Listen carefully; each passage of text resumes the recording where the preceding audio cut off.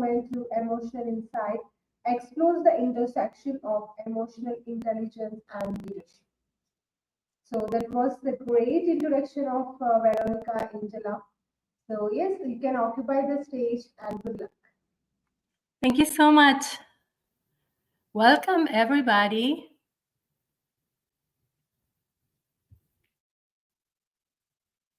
I'm going to share my screen with all of you.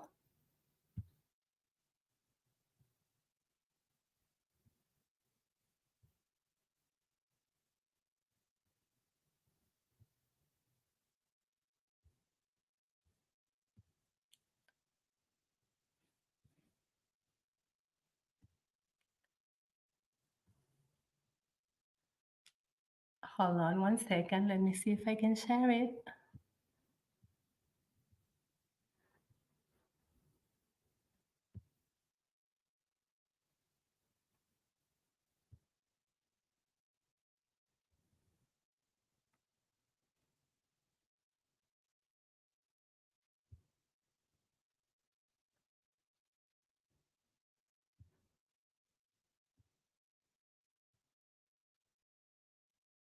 Well, it looks like I cannot share it for some reason. Yes, it looks like I cannot share my slides for some reason, but hold on, let me see. Yeah, do you want me to guide? I'm trying. Yes, it is. And now it's working. Okay. It's working. Okay, yes, this is not the slide though. Hold on.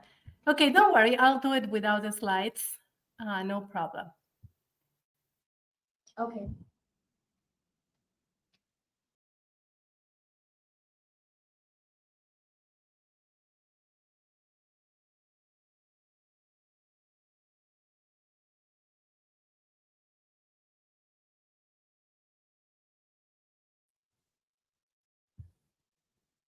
Hello?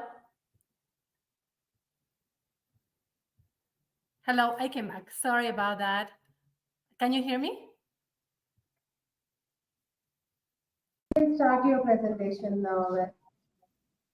Okay, thank you so much. Sorry, I cannot show my slides here, but I'll do it without the slides. So thank you so much for this wonderful opportunity, everybody. My name is Veronica Angela, and let me start by asking you a question. What if I told you that the only thing standing between you and the life you truly desired isn't your circumstances, but the conflict between your thoughts, your emotions, and your actions? Think about it.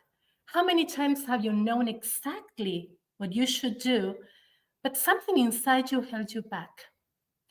That hesitation, that inner push and pull is what keeps us stuck. Our mind says one thing, our emotions say another, and we get caught in the middle, unsure which voice to follow. What if instead of fighting against yourself, you could turn that inner conflict into clarity? That's what we're going to explore today.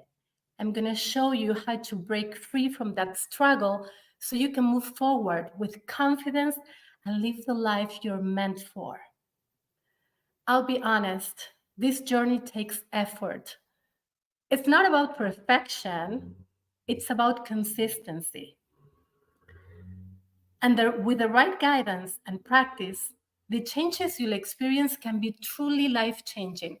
Even the smallest shifts in how you understand and manage your thoughts can lead to a profound transformation.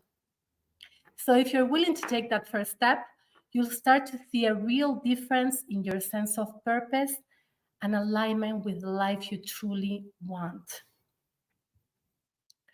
So let me share the defining experience that led me to develop this 4 simple step process that I'm going to share with you for achieving alignment. Many years ago, I was presented with a huge business opportunity.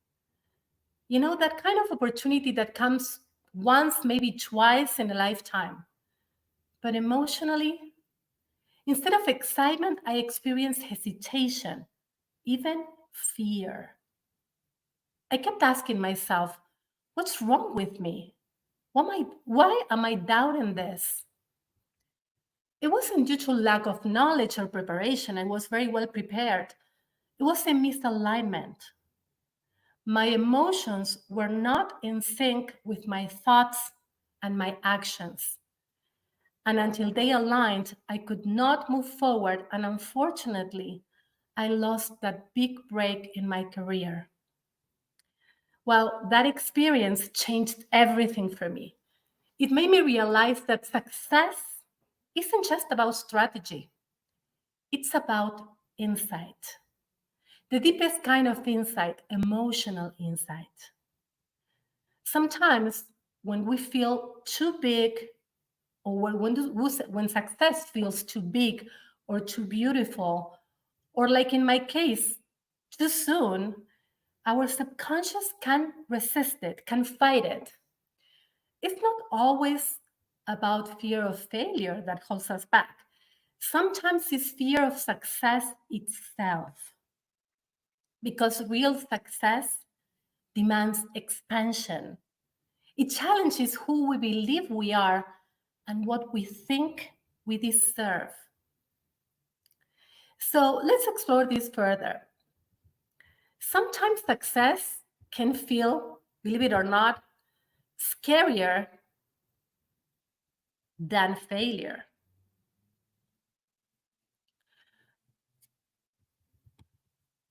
Why is this? You might wonder, why is this? Because when we succeed, we're called to expand, step into a larger version of ourselves.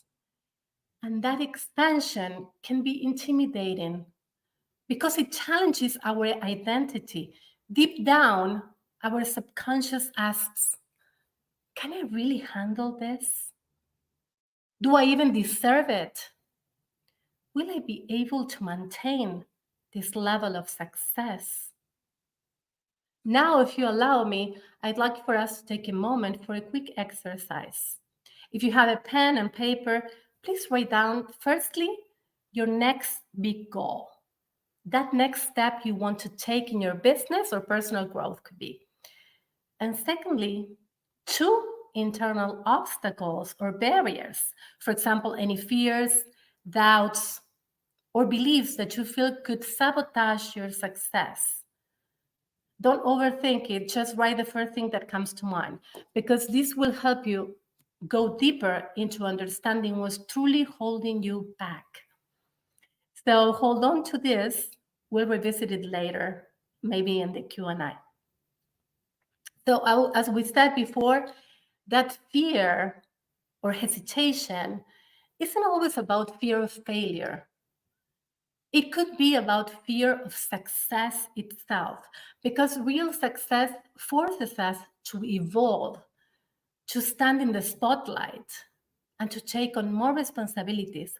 And without emotional alignment, our inner world may subconsciously sabotage our progress. So that's why emotional insight is so important. It helps us build alignment so that success feels natural rather than overwhelming. So today we're going to talk exactly about that, what emotional insight really is, why it matters, especially as entrepreneurs, and how mastering it can bring more clarity, confidence, and fulfillment in every aspect of your life. So, what is emotional insight? Emotional insight is the ability to align our thoughts, our emotions, and our actions. When these 3 work in harmony, we feel confident, fulfilled, and unstoppable.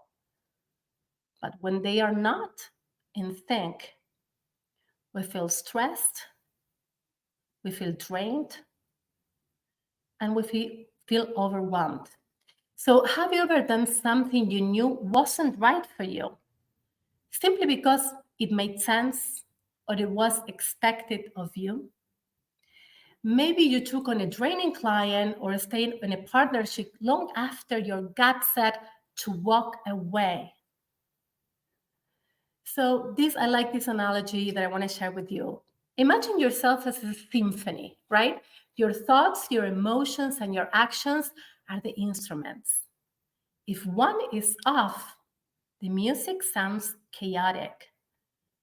But when they are in tune, that's when you can create a masterpiece.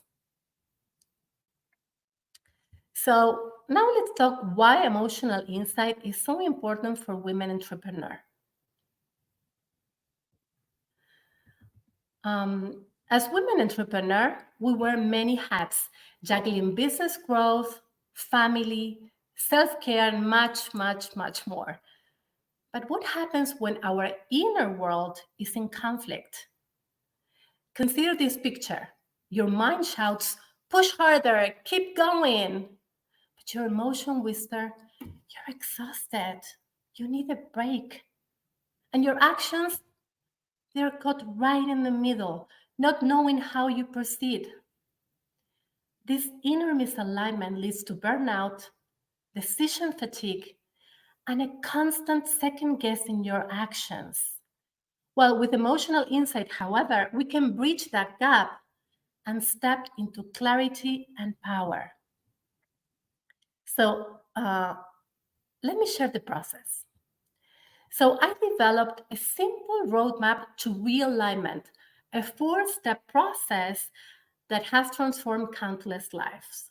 Unfortunately, I cannot share my slides with you, but if you can take notes, that would be great. Or we can chat later and I can send you the information. So this process is 4 steps. First, uncover the root cause. Second, replace the thought. Third, take the right action. And 4, allow emotions to align. Each of these steps is the game changer. So let's dive into them one by one.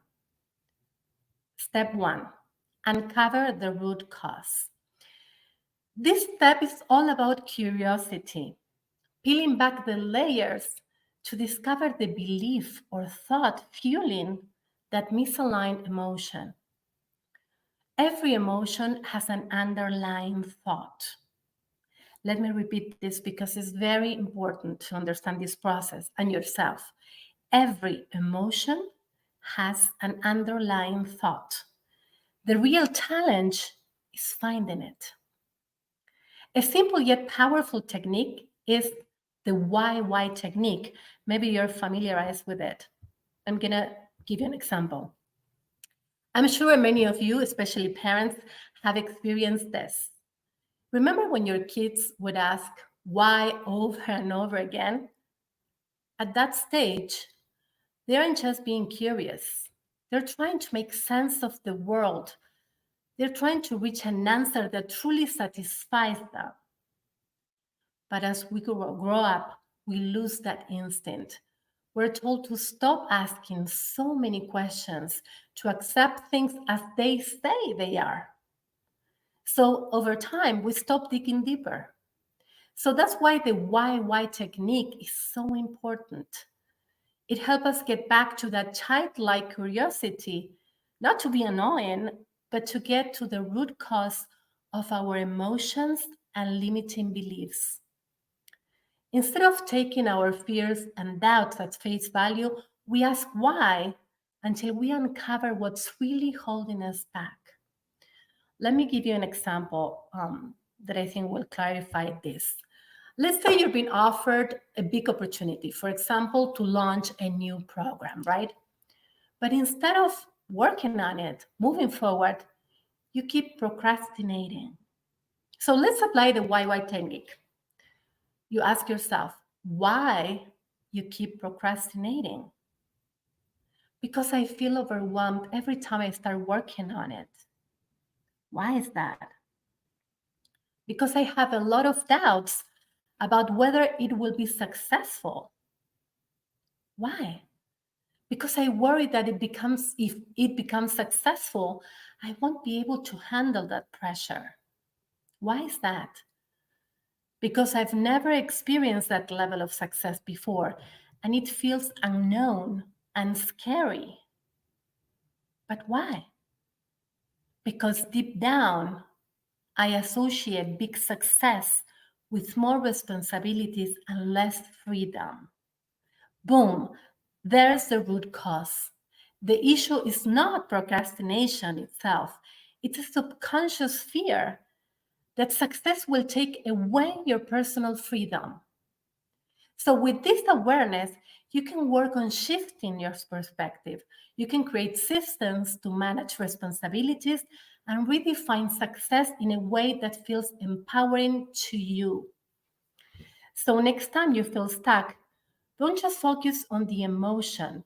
Use the YY technique to trace it back to the real thought driving it. Because as you know, awareness is power. And once you uncover that limiting belief, you've already taken back control. So the step 2 is replace the thought. Now that we have identified the limiting beliefs, it's time to challenge it and replace it. You can ask yourself, is this belief absolutely true? Is it helping me or is it hindering me? What more empowering thought can I adopt?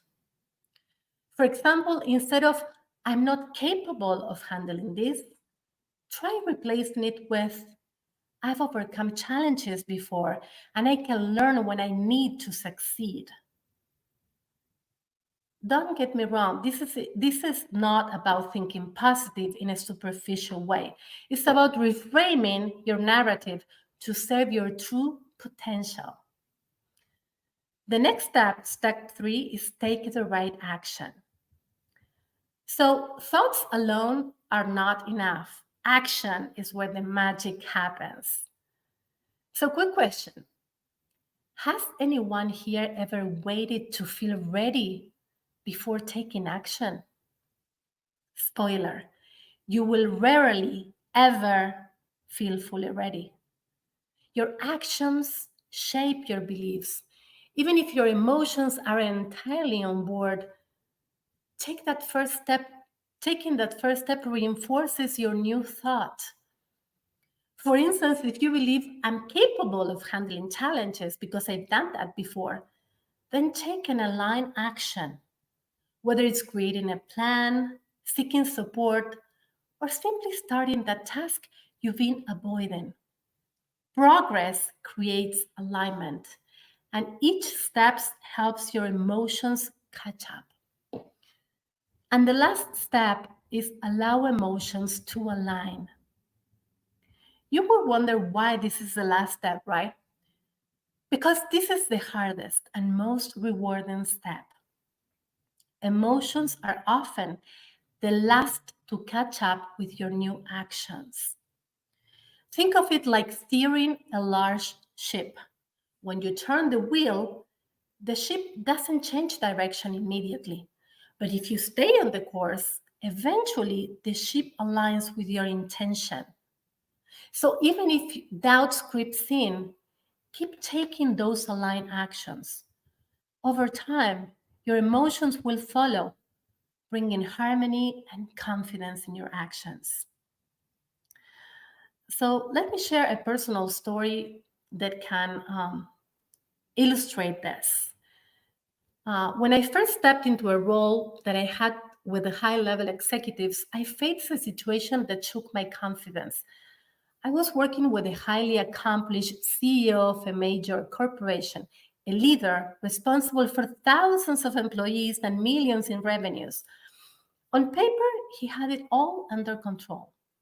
But behind closed doors, he was struggling with a deeply personal challenge: the pressure of making decisions that affected not just his company, but his sense of identity, his relationships, and his personal fulfillment.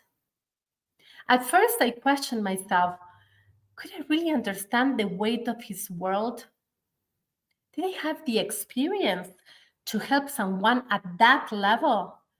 My mind told me I was not enough because I had never been in his position. But then I took a step back and applied my own method, the same emotional insight I had used to overcome my own inner conflicts. And that's when I realized something powerful.